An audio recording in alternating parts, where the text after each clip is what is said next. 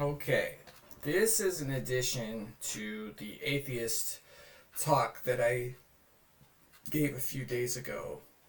And if you didn't hear it, you should.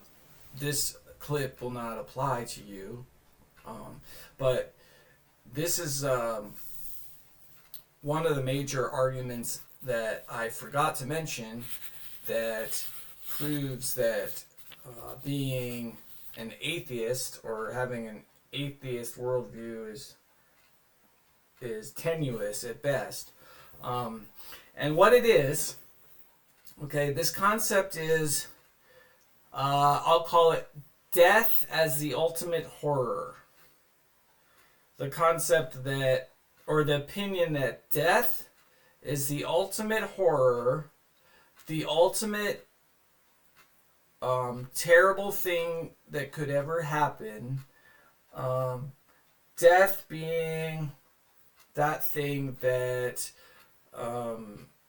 while everything else is relative to you, the atheist, or sometimes non-atheists have this view as well, but while everything else is relative, death is the ultimate awful, terrible catastrophe.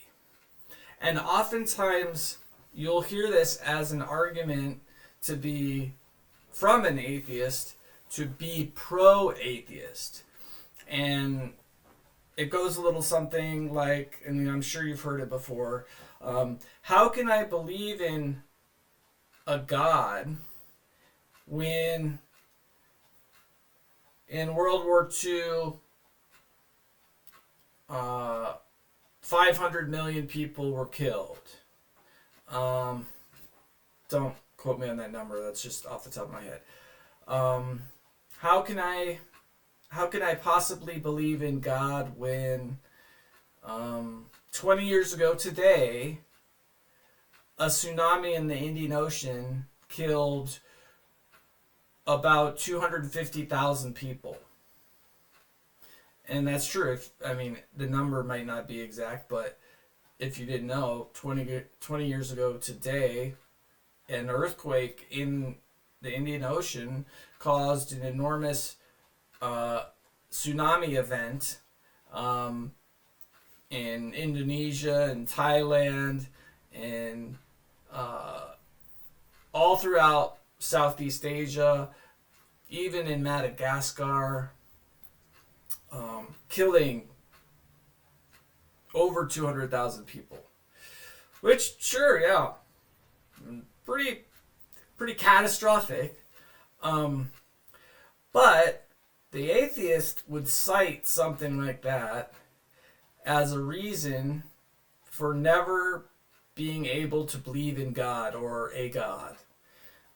Because how could you believe in God when there are such horrors like that tsunami? Or how could you believe in God when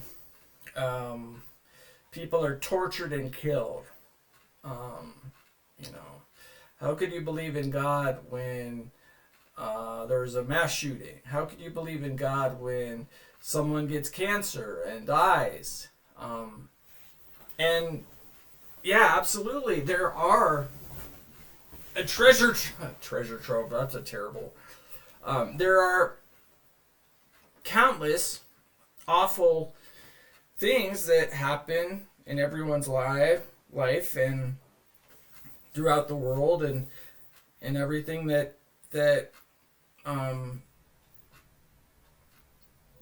have enormous amounts of pain and suffering and death. But here's the thing, and this is the key to this point.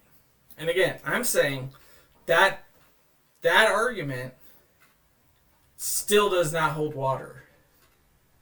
That argument still does not hold water in the atheist's ultimate argument against believing in God or a God.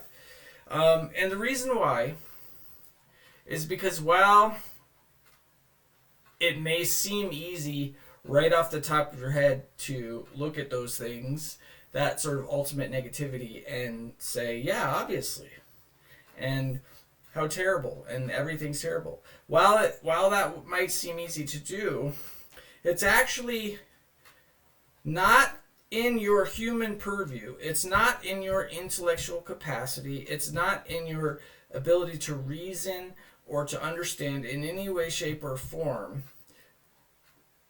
the reason why death, pain, and suffering occurs on Earth and in fact in the universe. And in fact, my argument is that every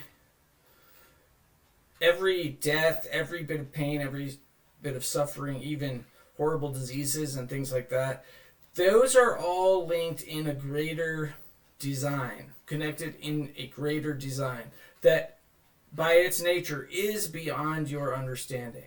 You can get closer to understanding it if you dare to look at it further, but most of the time those things are beyond your understanding. And therefore, to jump to a conclusion that a certain painful event or suffering or death is reason to not believe in God, to jump to that conclusion is completely wrong. And let me just give you an example of how to link that. And really, in the natural world, these are really good examples.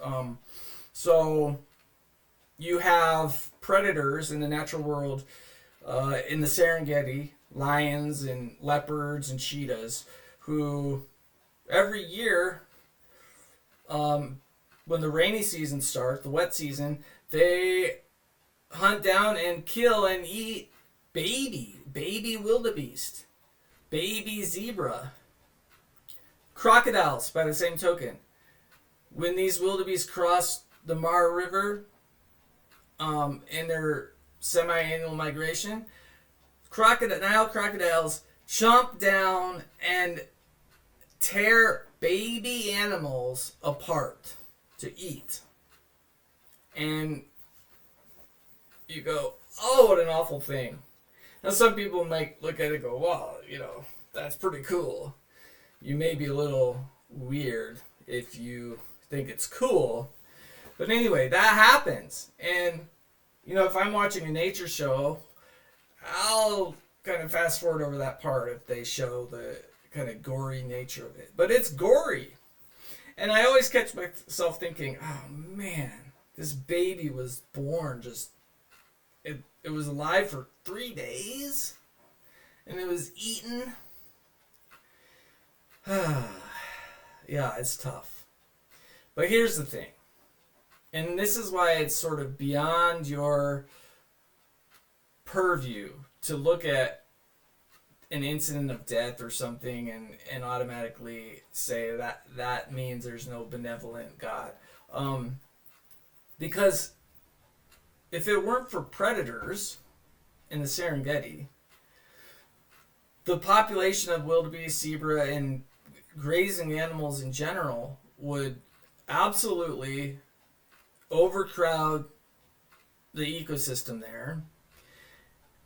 They would eat up all the grass too soon. They would eat up all the vegetation, all the vegetation. That vegetation wouldn't be able to sustain a certain rate that it could reproduce and produce seeds and regenerate. And eventually, if there were no predators killing and eating those